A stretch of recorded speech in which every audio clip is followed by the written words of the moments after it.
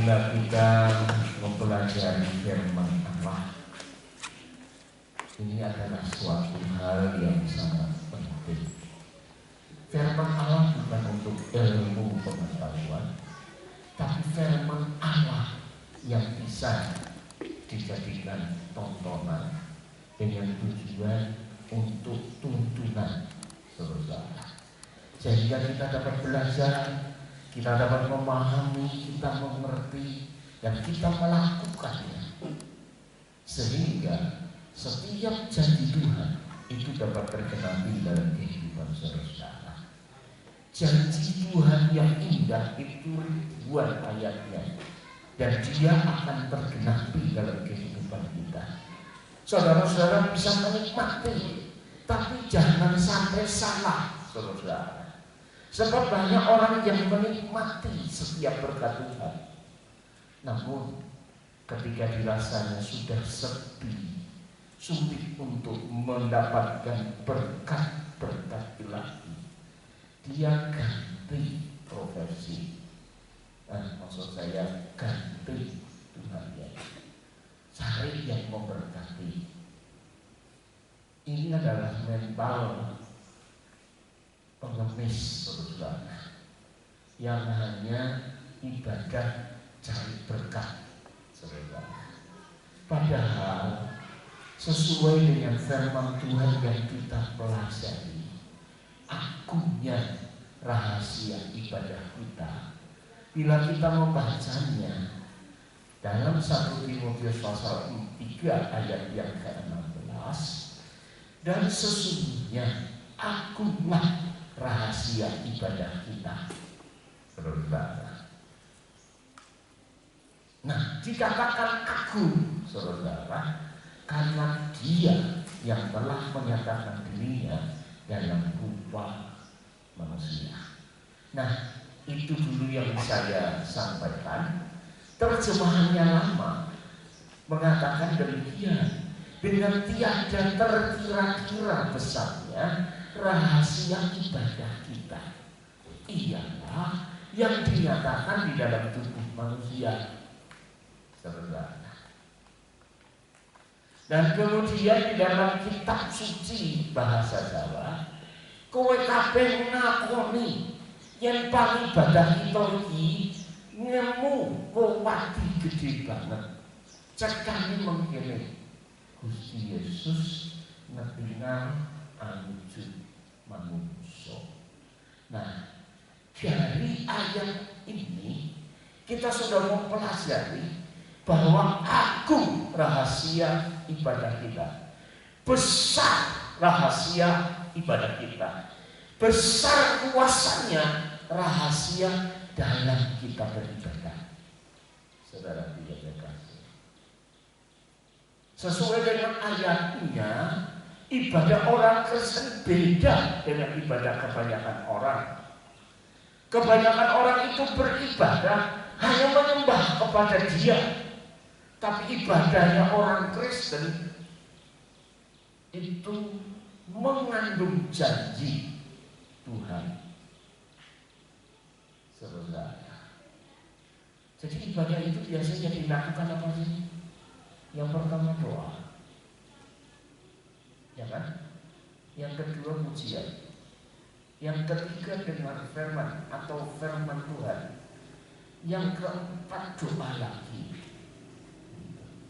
Tapi kita lupa bahwa yang pertama itu harus bersekutu, saudara. Yang kedua baru doa, ya kan? Bersekutu itu artinya datang bersama-sama, menyatukan hati dan pikiran kita sehingga kita itu sepakat. Amin, saudara.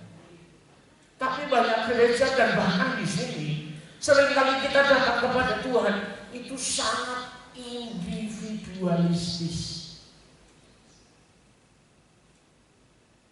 Itu pertemuan agama. Ketika kita ngobrol, mari kita sepakat, saudara. Sehingga ketika kita memuji Tuhan, karena janji Tuhan yang pertama sepakat, 2 atau 3 orang berhimpun atas namaku, aku ada di tengah-tengah mereka. Apapun yang engkau doakan pasti dikabulkan. Amin. Nah, dari sini yang saya tekankan pertama itu sepakat, bersatu untuk sepakat. Tapi seringkali kita datang kepada Tuhan dengan motivasi yang berbeda-beda. Ada yang datang ingin memuji Tuhan, ingin kenalan sama teman-teman yang lain. Bagus, bagus. Tapi jangan ujung-ujungnya yang nanti jelek. Karena saya sudah pengalaman, setelah kenal dicari yang juga. Terus semua ditangkapi. Bagus enggak? Halo? Kalau motivasinya bagus-bagus, karena dia datang untuk menguatkan, tapi yang jelek datang untuk utang. Nanti semua sudah diutangi, minggat orang ini, saudara. Inilah yang namanya perampok jemaat, perampok gereja, saudara. Ada dalam durasi yang cepat, ada durasi yang lama, saudara. Nah, dia tidak tahu artinya ibadah orang Kristen. Dan kita di akhir zaman ini harus waspada terhadap orang-orang ini. Amin. Ada yang dekat, untung di sini tidak kejadian. Karena kita punya pemain musik yang cukup bagus. Kenapa? Setelah selesai, alat musik yang gampang yang biasanya dicuri oleh orang dimasukkan ke ruangan dan dikunci. Beberapa bulan yang lalu, gereja sedang jemaat Allah yang ada di Pandansari nangis, saudara, karena baru saja beberapa bulan yang lalu beli keyboard. Ada tamu yang datang, tidak tahu terlalu bergerak, sehingga ibu gembala yang saat itu menemui tamunya, teman tamunya ini pergi meringkesi keyboard, saudara. Sehingga keyboard yang beli kira-kira 13 juta punya kaki jalan keluar, saudara. Nah, Bapak Ibu saudara, jadi nampaknya akhir zaman ini kita harus melatih diri kita untuk ibadah yang sejati. Amin. Karena ketika kita bersatu bersekutu, saudara yang terkasih, kita akan saling dikuatkan. Amin. Ketika kita berdoa kepada Tuhan, Tuhan berkata, permintaanmu akan dikabulkan. Kita masuk dalam doa, sudah masuk dalam pujian penyembahan. Firman Allah berkata dalam Mazmur 22 ayat 4, walaupun Allah itu tempatnya tinggi di sana, tetapi dia juga tinggal atau bersemayam atau berada di atas puji-pujian umatnya. Jadi saudara yang terkasih, ketika kita memuji-muji Tuhan, Tuhan hadir di situ. Dengar firman Tuhan yang bukan sebagai tontonan saja, tapi juga sebagai tuntunan. Ketika saudara mendengar, saudara mempraktekkan, itu luar biasa. Karena firman-Nya itu tidak pernah berubah dari dulu sampai sekarang, bahkan selamanya tidak akan berubah. Langit bumi boleh ada dan kemudian tidak ada. Ini yang lama, yang sekarang ini akan tidak ada, dan besok ada langit dan bumi baru, saudara. Itu lenyap, tapi firman Allah itu tetap ada. Tolong tanamkan dalam hati. Jadi ketika kita paham firman Allah, kita lakukan, itu berarti mengundang Allah untuk bekerja di dalam kehidupan kita. Jangan kita pikir kalau kita setia ibadah itu pasti diberkati. Belum tentu, karena Allah melihat motivasi. Amin. Lihat hati, saudara-saudara. Apa yang ada di dalam hati kita terbuka bagi Allah. Ketika engkau sungguh-sungguh ingin menjadi pelaku firman Allah, disinilah Allah akan bekerja. Saudara pilih kekasih, setelah firman Tuhan yang terakhir itu belajar berbuat baik. Karena kita itu punya kodrat itu berbuat baik. Amin. Banyak orang ingin panen tapi tidak suka menabur. Nah ini yang celakanya sekarang itu banyak terjadi di akhir zaman. Nah oleh sebab itu Bapak Ibu Saudaraku, ayo latihlah tubuh hidupmu untuk beribadah. Sebab firman Tuhan berkata latihan untuk badani terbatas gunanya, tapi latihan untuk beribadah itu besar manfaatnya. Apalagi dirasai dengan melakukan ibadah dengan rasa cukup, saudara. Itu berkat Tuhan disediakan secara luar biasa. Yang kedua, di dalam ibadah itu ada kehadiran Tuhan. Ayatnya tadi sudah dibacakan. Dan ketika hadir, apa sih yang menjadi kesukaran dan kesulitan kita? Tuhan berkata sepakat berdoa, Dia berikan jalan keluar. Bahkan Dia sudah berjanji dalam 1 Korintus 2 ayat 13, pencobaan yang kamu alami adalah pencobaan yang biasa. Biasa itu lazim. Lazim itu biasa orang mengalami, saudara. Jadi tidak istimewa, saudara. Kenapa dianggap biasa oleh Tuhan? Karena Tuhan itu menetapkan setiap orang yang menghadapi pencobaan, apakah berupa keterbatasan, kekurangan, ataupun masalah kesukaran dalam kehidupan ini, Tuhan berkata tidak boleh melebihi kekuatan manusia. Aneh. Yang kedua, artinya Tuhan selalu mengawasi kesukaran dan kesulitan kita. Aneh. Sehingga Dia mengatakan tidak melebihi kekuatan manusia. Kekuatanku berbeda. Dan Tuhan tahu itu. Makanya pencobaan itu selalu dibatasi. Saudara pilih kasih. Yang batasi siapa? Yang menciptakan, yaitu Tuhan. Bapak Ibu Saudara. Dan lebih indah lagi, saya beritahu lebih indah lagi, bukan hanya Allah yang memperhatikan, bukan Allah yang mengawasi, tapi Allah berkata, ketika kamu dicobai, kamu akan mendapatkan solusi. Ketika kamu dicobai dan kamu tetap dekat dengan Tuhan, Tuhan akan berikan jalan keluar. Amin. Saudara, ketika kita dicobai, Tuhan memperhatikan, Tuhan mengawasi. Sehingga iblis yang biasa sebagai pencoba tidak boleh melebihi kekuatan kita. Saudara pilih kasih.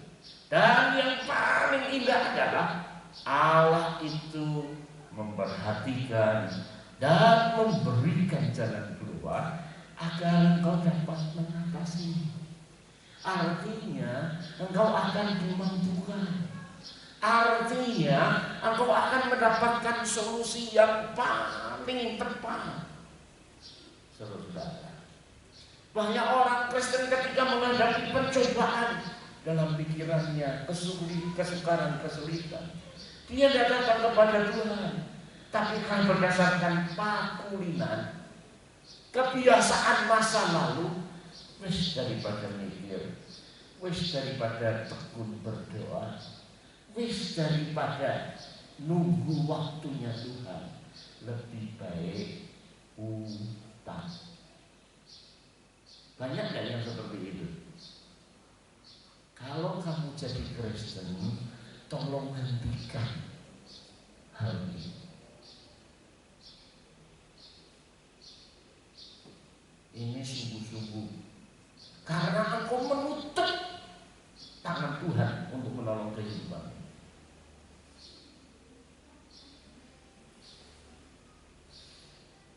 Bapak Ibu Saudara yang terkasih, karena kita membiasakan diri tidak bisa sabar terhadap campur tangan Tuhan dalam kehidupan. Nah, oleh sebab itulah saya berkata tegas, tolong hentikan pemikiran, kebiasaan utang. Saudara yang terkasih di dalam, karena utang ini adalah racun kehidupan di dalam jemaat yang selalu merusak akan kehidupan. Akan jatuh ke dalam masalah yang lain lagi. Gak bisa bayar, ngapusi, saudara. Ya bayar, saudara. Dan setelah itu mulai dunia ini mulai masuk. Dia pikir kalau ribut sudah sah, makanya dia bikin ribut. Saudara yang terkasih, atau menghilang, dia pikir kalau menghilang urusan selesai. Bapak Ibu Saudaraku, ibadah ada hadirat Tuhan. Dan ketika kita dengan jujur, dengan tulus, apa adanya datang kepada Tuhan, kira-kira Tuhan akan menolong gak? Saya yakin Tuhan akan menolong. Saudara yang terkasih, berdasarkan pengalaman kehidupan itu, Bapak Ibu, saya melihat berkali-kali tangan Tuhan yang campur tangan untuk menolong kehidupan umatnya, untuk menolong kehidupan hambanya. Nah, oleh sebab itulah, mari singkirkan hal yang negatif dan tanamkan hal yang positif. Yang terakhir, di dalam ibadah itu ada kekuatan yang tak terkirakan. Ini yang ketiga, saudara. Dalam Mazmur 84 ayat 5 sampai 8 berkata demikian, berbahagialah orang-orang yang diam di rumahmu, yang terus-menerus memuji-puji Engkau, Selah. Berbahagialah manusia yang kekuatannya di dalam Engkau, yang berhasrat mengadakan ziarah. Apabila melintasi lembah Baka, mereka membuatnya menjadi tempat yang bermata air. Bahkan hujan pada awal musim menyelubuminya dengan berkat. Mereka berjalan makin lama makin kuat, hendak menghadap Allah di Sion. Saya akan bacakan dalam versi lain supaya kita dapat memiliki pemahaman yang lebih gamblang. Apa itu? Betapa bahagianya orang yang dapat berdiam di rumahmu sambil menyanyikan puji-pujian bagimu. Ini dalam firman Allah yang hidup tertulis ayat 4, saudara. Jadi kelihatannya terjemahan firman Allah yang hidup dari versi Inggris, yang ini ada dari versi Inggris tapi berbeda ayatnya. Memang untuk Mazmur itu ada perbedaan satu ayat. Yang kelima, ayat 5, berbahagialah orang yang kuat di dalam Tuhan, yang berhasrat mengikuti langkah-langkahmu. Pada waktu mereka berjalan melalui lembah ratapan, lembah ini akan berubah menjadi tempat mata air dengan kolam-kolam yang penuh berkah dan kesegaran setelah turunnya hujan. Ayat 7, mereka akan semakin kuat dan masing-masing diundang untuk bertemu dengan Tuhan di Sion. Bapak Ibu Saudaraku yang dikasihi di dalam Tuhan. Jadi bila kita melihat ayat ini,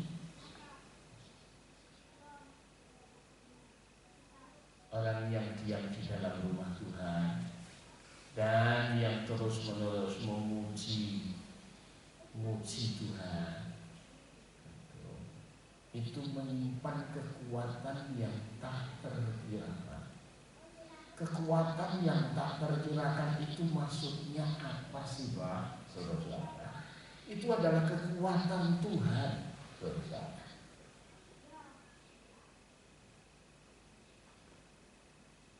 Jadi, Bapak Ibu saudara-saudara, di bangsa Israel itu ada suatu tradisi dalam kehidupan orang Israel, ya, dari dulu sampai sekarang, yaitu bagaimana mereka harus melakukan ziarah atau ibadah untuk menyembah Tuhan ke Yerusalem.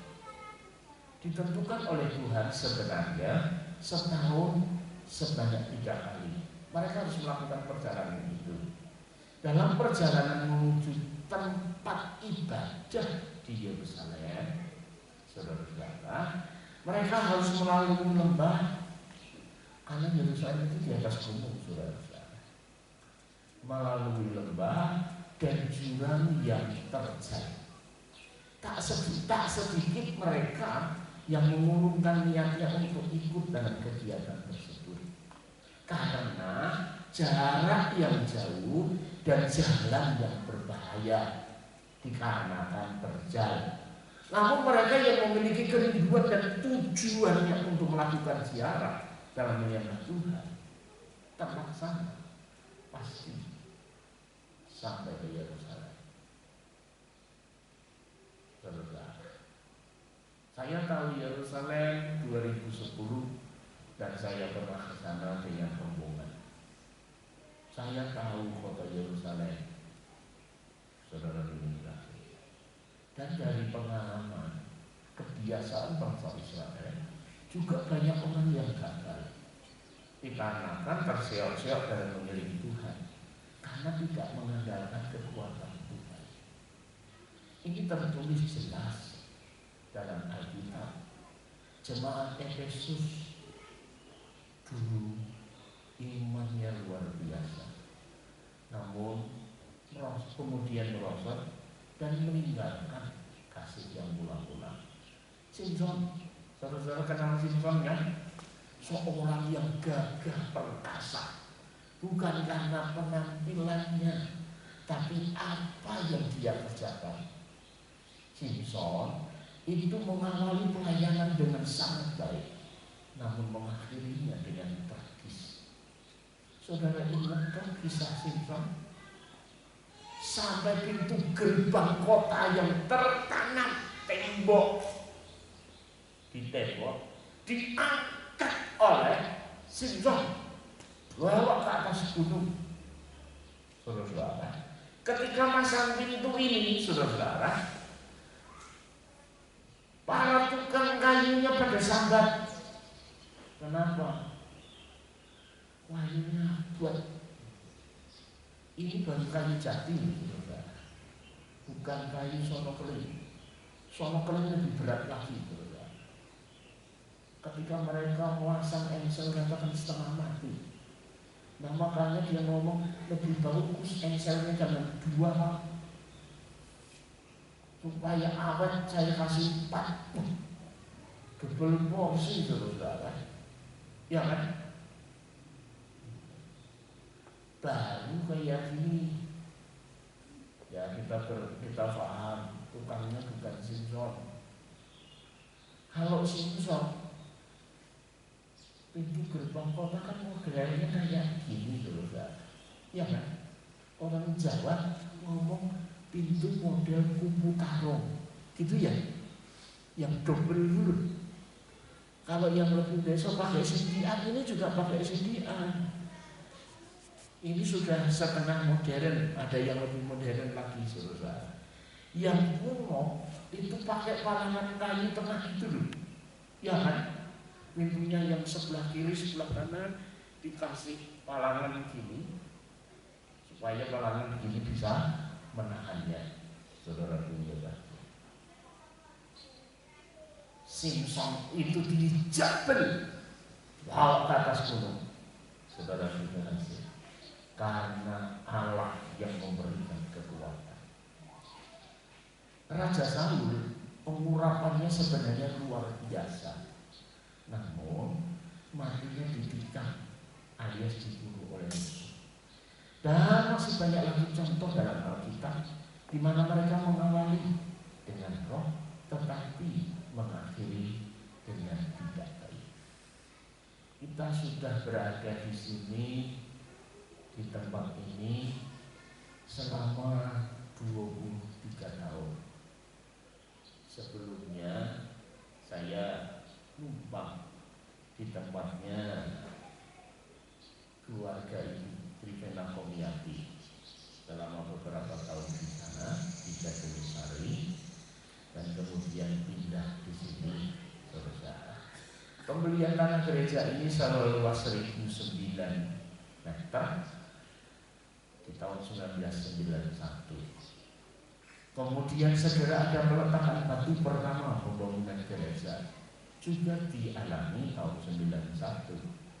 Dan saya pindah ke tempat ini tahun 1998. Kita menempati tempat ini walau masih berantakan, masih banyak yang belum diselesaikan, dan tak terasa waktu begitu cepat. Banyak peristiwa yang terjadi dan banyak pengalaman rohani diizinkan oleh Tuhan. Di dalam semua itu Tuhan mengajarkan kepada saya dan kita semua untuk selalu dan senantiasa bergantung kepada Tuhan. Setiap saat, bahkan hari demi hari, selalu bergantung kepada Tuhan. Iman harus bertumbuh dan berkembang, dan kita selalu memohon kekuatan dari Tuhan bagi gerejanya. Memang kita belajar ada orang-orang yang bermegah karena kebijaksanaannya, namun pada akhirnya pun mereka jatuh. Nebukadnezar mengandalkan kekuatannya, namun pada akhirnya kerajaannya ditaklukkan. Banyak pemimpin mengandalkan kekayaannya, apalagi versi gereja baru ini, saudara. Karena mereka hanya dididik setengah tahun, paling banyak 9 bulan, kemudian mereka dilepas menjadi pendeta. Sehingga banyak pendeta-pendeta yang melakukan praktek-praktek yang melanggar hukum daripada Tuhan, bahkan hukum dari manusia, sehingga mereka harus diproses oleh aparatur polisi. Nah, Bapak Ibu saudaraku yang terkasih di dalam Tuhan, kita harus hati-hati. Kita harus belajar bagaimana membangun kehidupan kita dan keluarga kita di dalam kekuatan Tuhan. Itu ialah yang melindungi kita. Makanya disebutkan berbahagialah orang yang diam di rumah Tuhan dan terus-menerus memuji-muji Engkau ya Tuhan. Berarti orang ini belajar bukan sebagai ilmu saja, tapi dia belajar sebagai pedoman hidup, sehingga Allah firmankan dia praktekkan dalam kehidupan kita. Sebagai anak-anak Tuhan, kita tidak boleh menabur kekhawatiran dan kekacauan. Menurut saudara, di sini ada 2 PPDI. Minggu ini kebaktian di sini, minggu besok kebaktian di sana. Baik enggak? Bisa jadi contoh enggak? Enggak bisa jadi contoh. Apakah itu berkenan kepada Tuhan? Enggak. Kenapa enggak berkenan? Saya akan beritahu kemudian. Saudara ini kasih bicara. Sebaliknya, kita harus menakur pengharapan akan kekuatan di dalam Tuhan. Orang yang memberi lebih berharga daripada orang yang menerima. Itu prinsip firman Tuhan. Itu juga yang menjadi prinsip kami saudara. Kami dengan orang-orang kota tidak pernah ngemis, saudara. Mereka kasih, kami siap untuk menerima. Tapi mereka tidak memberi, kita juga tidak minta-minta, saudara. Karena prinsip firman Allah ini sangat indah dalam kehidupan ini. Mungkin, saudara, karena prinsip ini sehingga kita tidak menjadi orang yang materialistis, atau mungkin lebih jelasnya tidak mata duitan, saudara. Ya kan? Sehingga pelayanan bisa disetir. Ada orang kaya diundang, tujuannya, saudara. Dulu di sini ada dari Semarang, sudah berkali-kali khotbah di sini. Akhirnya anaknya datang kepada saya, om, papa itu punya istrinya stroke. Sekarang itu pacaran sama anaknya tante ini, om. Di situ ada bapaknya, bapaknya marah. Dengan jelas saya mengambil kesimpulan bahwa yang saya undang ini nampaknya tidak baik, tidak cocok untuk berdiri di mimbar. Terus beberapa hari kemudian setelah saya berdoa, saya ngomong, maaf Pak, saya harus batalkan kesepakatan kita, di mana 2-3 bulan sekali Bapak ke Wonosari, saya tidak bisa menerima. Kalau begitu berkat yang untuk ini yang tidak jadi, tidak apa-apa Pak. Silakan aja, yang sudah dikasih kalau mau diambil saya lepas. Pintu belakang ini saudara yang diganti, dia yang ganti, saudara. Karena hal ini tidak baik untuk jemaat. Di Jogja saya punya kenalan yang lebih dulu karena dia murid sekolah minggu saya dari Magelang, saudara. Dia adalah pengurus gereja Pantekosta di Indonesia yang buruk. Orangnya diberkati sugih karena punya toko 51. Maksudnya bukan 51 toko, toko namanya 51. Ada di beberapa tempat.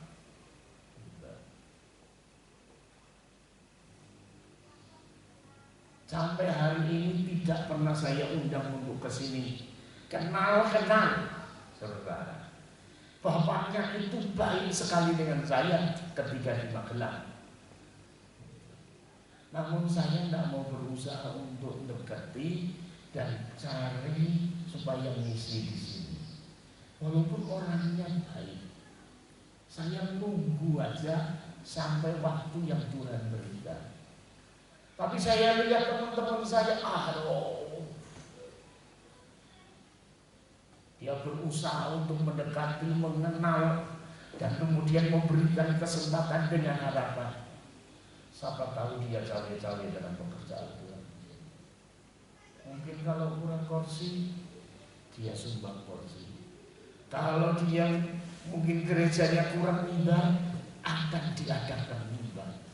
Saya tidak mau seperti itu, saudara-saudara.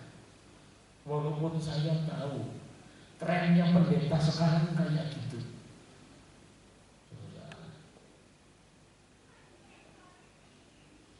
Tapi saya ingin fokus kepada Tuhan. Kalau kita dengar firman, kita ibadah kepada Tuhan. Masalah pintu, masalah mimbar, masalah kebutuhan kita sehari-hari pun Dia akan adakan untuk umatnya. Jadi jangan jadikan kita memiliki pemahaman mental yang suka menerima. Saudara yang kasih di dalam Tuhan, dalam ibadah yang ada kuasa yang tak terkira-kirakan. Saudara, itu yang kedua adalah puji-pujian adalah bagian dari ibadah. Jadi ketika kita memuji-muji Tuhan, Allah sediakan kekuatan yang tak terkirakan itu di rumahnya. Bahkan Yesaya pasal 2 ayat 2 sampai 3 mengatakan akan terjadi pada hari-hari yang terakhir, gunung tempat rumah Tuhan akan berdiri tegak di gunung-gunung dan menjulang tinggi di atas bukit-bukit. Segala bangsa akan berguling-guling ke sana dan banyak suku bangsa akan pergi serta berkata, mari kita naik ke gunung Tuhan, ke rumah Allah Yakub, supaya Ia mengajar kita tentang jalan-jalannya dan supaya kita berjalan menempuhnya. Sebab dari Sion akan keluar pengajaran dan firman Tuhan dari Yerusalem. Saudaraku yang kekasih di dalam Tuhan, sekarang ini sedang terjadi namanya transisi besar-besaran, saudara. Mereka orang-orang yang biasa beribadah dalam agamanya merasa kosong, merasa tidak ada apa-apanya, saudara. Bahkan yang lebih parah, merasa didustai, saudara. Karena apa yang dikatakan di sana dipelintir sedemikian rupa, dipolitisi sedemikian rupa, sehingga yang harusnya ia berkata tidak, namun hari-hari ini semakin diungkap, semakin dibukakan secara jelas, sehingga banyak urban dalam kepercayaan terjadi. Indonesia itu adalah tempat yang paling besar untuk diubahkan. Walaupun beberapa saat yang lalu, karena terjadinya perang di Timur Tengah, banyak mereka yang ubah ke Kristen. Karena mereka melihat isi yang sejatinya seperti apa, sehingga Menteri Agama kita itu mengatakan bahwa ajaran Yesus adalah ajaran yang sangat manusiawi. Karena dia mengajarkan cinta kasih, terlebih dikuatkan dengan tragedi yang menimpa Muhammad Kece. Saudara yang kekasih, semua orang semakin terbelalak melihat, oh kayak itu loh. Makanya akan terjadi urbanisasi, perpindahan dari sana ke sini secara besar-besaran. Dan saya alaskan bagi saudara-saudara kita, yaitu kamu semua, jangan sampai Alkitab yang mengatakan yang terdahulu akan menjadi terkemudian dan yang terkemudian akan menjadi terdahulu. Saudara-saudara, terus-menerus memuji Tuhan ini bukan sekedar kata-kata pujian yang dapat dipelajari, yang kemudian ditirukan. Atau kalau ada kesempatan aja, apalagi kalau pas diberkati. Tidak, saudaraku, karena sampai munculnya adanya hasrat untuk beribadah atau berziarah. Ziarah artinya adalah salah satu praktek sebagian besar umat beragama yang memiliki makna moral.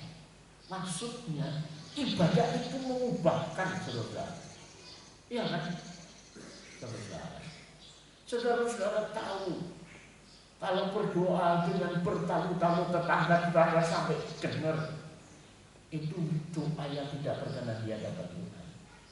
Kamu minta kepada Tuhan atau minta kepada manusia? Ya kan? Kira-kira saudara dengar masih melakukan hal seperti itu?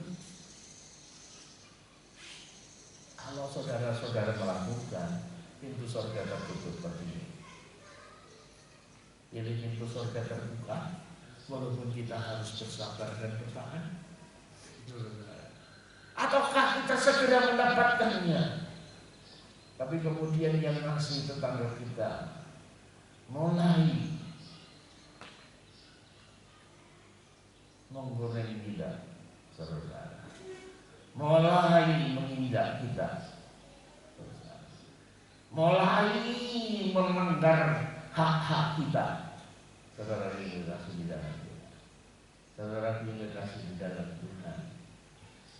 Ziarah kadang-kadang memang dilakukan ke suatu tempat yang suci atau penting bagi keyakinan, tapi bukan teknik ini, saudara, untuk meningkatkan iman yang bersangkutan.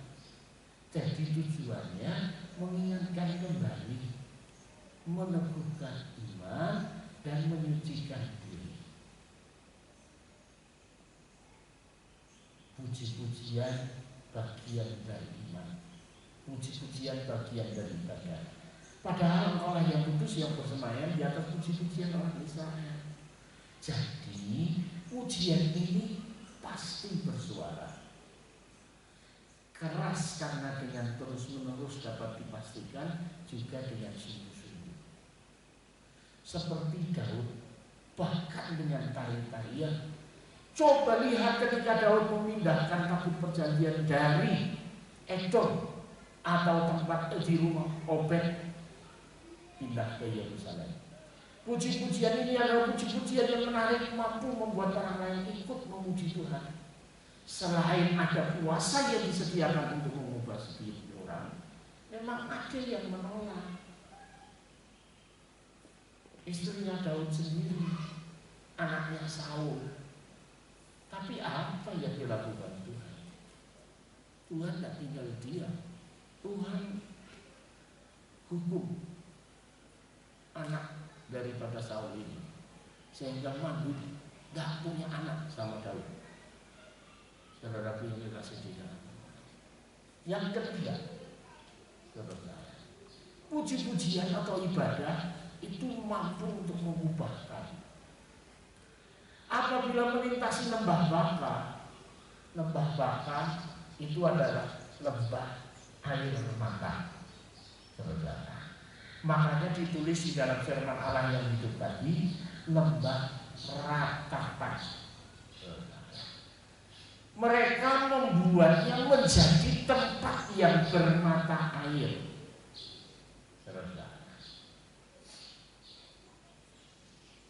Firman Allah yang hidup mengatakan tempat menjadi ratapan diubah oleh mereka menjadi tempat yang bermata air.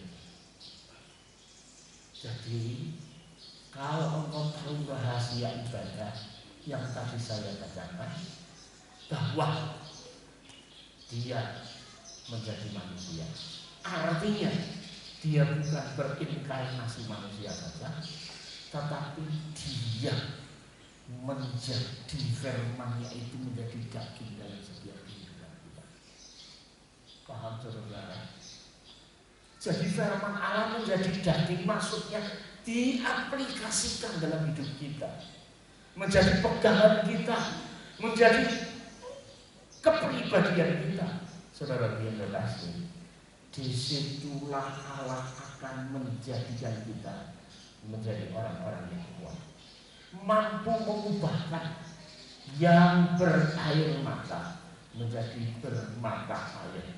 Saudara, bahkan hujan pada awal musim itu diselubungi dengan berkat.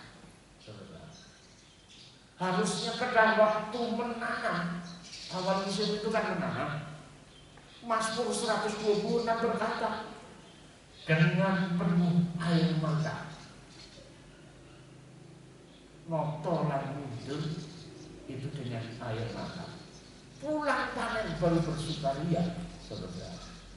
Tapi firman Allah ini berkata, Kalau saudara-saudara menjadi orang Kristen yang tahu beribadah dengan sejati, dengan benar di hadapan Tuhan, Tuhan akan memampukan saudara. Awal musim harusnya menantu dengan air mata, tapi juga diberkati secara luar biasa karena panen. Nah, disinilah kita melihat orang yang beribadah itu diubahkan Tuhan menjadi orang-orang yang kuat, yang tidak mudah dikalahkan oleh situasi dan kondisi. Bukan juga orang yang lemah, sebab hanya orang yang kuat yang akan bertahan dan berusaha mengubahkan situasi dan kondisi yang kurang baik menjadi baik, bahkan semakin baik. Kalau saya lihat kesaksian Paulus dan Silas di penjara kota Filipi, itu penuh dengan penderitaan. Kenapa? Karena penjara kota Filipi itu terkenal penjara yang sadis, dengan penjagaan yang sangat ketat dan tempat yang gelap. Tapi di sanalah Paulus dan Silas memuji-muji Tuhan. Dan menurut kisah Alkitab, malaikat itu datang membukakan pintu penjara, sehingga kepala penjara kebingungan. Siapa yang berkhianat? Tidak ada. Apa yang terjadi? Tuhan campur tangan, turun tangan untuk segera menyelesaikan masalah Barnabas, masalah Paulus dan Silas. Saudaraku yang kekasih di dalam Tuhan, mereka akan menjadi kuat semakin hari semakin kuat. Kenapa? Karena dia berjalan bersama dengan dia. Karena dia paham yang namanya Immanuel. Saudara yang kekasih, rahasia kekuatan ibadah kita yang pertama adalah dia menjadi manusia. Yesus itu menjelma dalam kehidupanmu. Firman Allah itu engkau terapkan dalam kehidupanmu. Itulah rahasia ibadah. Kenapa? Karena kita yang lemah akan dikuatkan. Kita yang juga akan bersuka cita. Kita yang terbatas akan menjadi tidak terbatas. Nah, makanya Paulus memberikan nasihat kepada jemaat Tuhan di Efesus. Efesus 6 ayat 10. Akhirnya, hendaklah kamu kuat di dalam Tuhan, di dalam kekuatan kuasanya. Jangan dalam kekuatan daging, jangan dalam kekuatan ilmu pengetahuan. Bahasa Indonesia sehari-hari. Hendaklah kalian menjadi kuat dengan kekuatan yang kalian dapat dari kuasa Tuhan. Ketika kita beribadah, mendengar firman Allah, menyembah, merasakan hadirat Tuhan, Tuhan berkata, nikmati dan bangunlah akan kehidupan dalam kekuatan kuasa. Karena kalian bersatu dengan Dia. Firman Allah yang hidup mengatakan, akhirnya ingin saya memperingatkan bahwa kekuatan saudara hendaknya datang dari kuasa Tuhan di dalam diri saudara.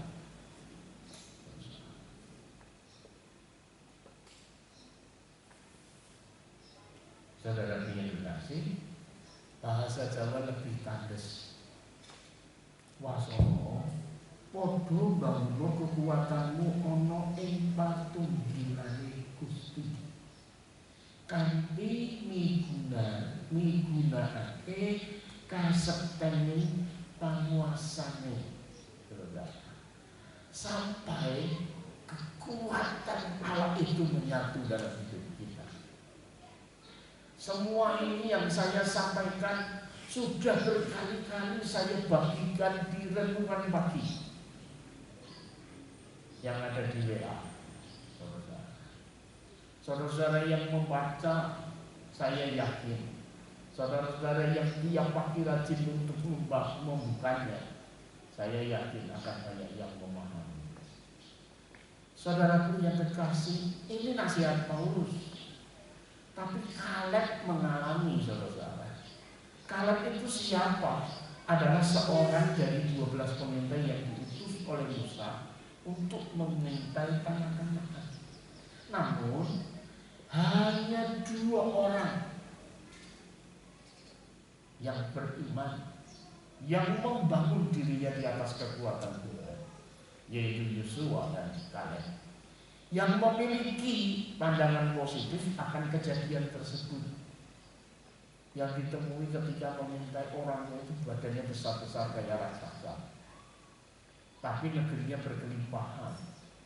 Padahal apa yang dilihat sama dan apa yang didengar juga sama, namun pemahaman berbeda, sehingga keputusannya pun berbeda. Kaleb tahu bahwa kekuatan Tuhan itu dahsyat di atas kekuatan siapapun di dunia ini, walaupun dia adalah raksasa, saudara.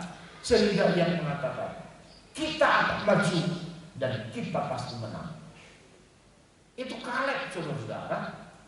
Apakah akal sehatnya sudah tidak berlaku? Berlaku, saudara. Seringkali kita hanya melihat dari jauh sehingga tidak tahu aslinya. Ya kan? Kita seringkali melihat Nyonya Imelda Marcos yang sudah tua sekarang, dulu selagi muda sangat cantik. Iya, saudara. Tapi setelah kita deketi, baru kita ngerti kekurangan dan keterbatasannya. Ya banyak. Sama di sini yang tidak ada keterbatasan atau kekurangannya.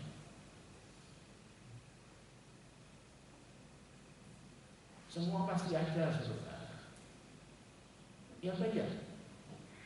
Wah, kelihatan hidupnya itu bahagia. Setelah dekat, wow, juga ada masalah. Saya punya saudara. Dia adalah saudaranya pemain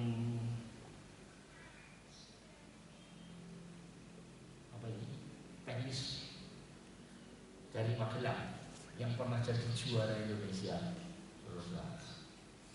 Nah, ini masih saudara sepupu, dia anak tertua dari kulit saya. Orang lihat, wah, kehidupannya bahagia, mobil banyak. Tidak hanya 1-2, ada beberapa lagi usahanya lancar. Bahkan dia usaha memodifikasi pakaian menjadi pakaian artis, saudara. Harganya tentu mahal, saudara dikasih.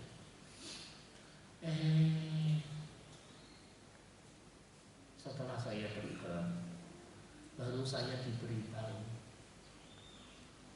Pak Sila, tolong ya doakan saya. Lah kenapa? Saya itu punya anak 3, yang 1 itu, yang 2 ini, yang 3 itu namanya ini.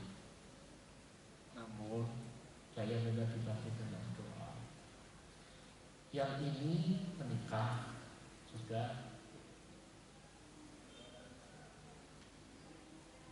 Suatu saat saya marahi, nggak terima. Gua lihat dia marah. Akhirnya aku diam. Tapi yang di luar dugaan saya, anak saya sama menantu saya sekarang pergi.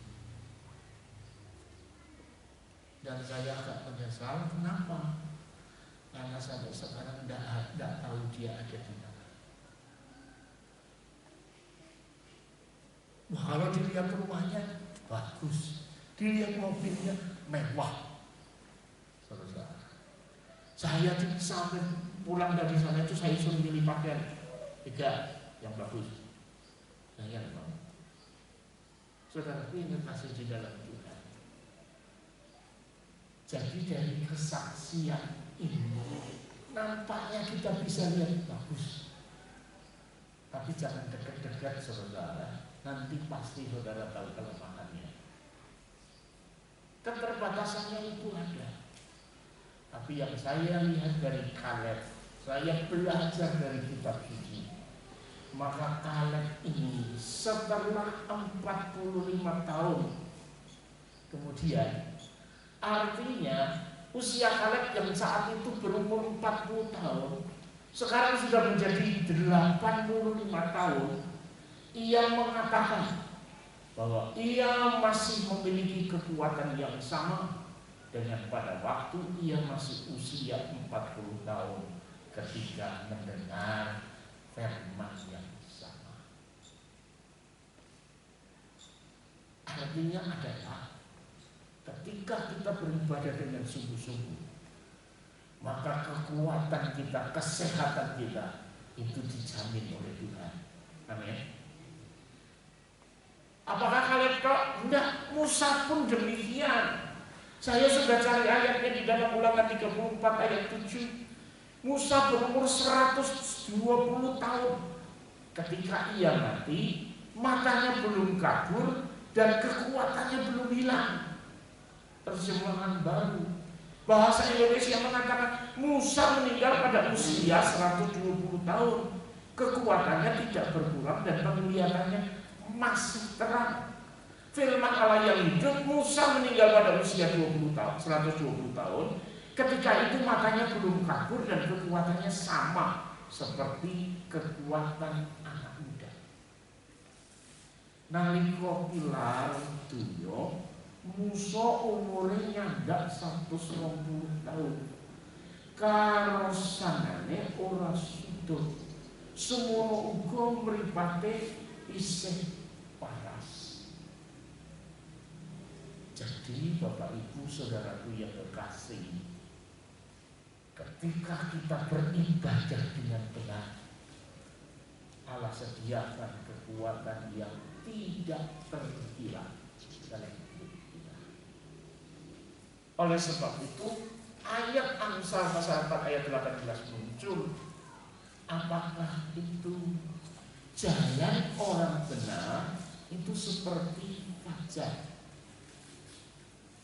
Ini bukan orang percaya. Ini lebih tinggi tingkatannya, saudara. Jadi setelah dia menerapkan setiap kebenaran, dia disebut orang benar. Oleh sebab itu jalan orang benar itu seperti cahaya fajar yang kian bertambah terang sampai rembang tengah hari. Jadi kehidupan orang benar itu selalu memandang, selalu diberi kekuatan, selalu bergaul dengan Tuhan, selalu ada berkat yang dicurahkan dalam hidup kita. Tuhan kiranya memberkati. Kita akan nyanyikan satu lagu dan kita siapkan hati kita untuk menerima perjamuan yang terutama dari kehidupan.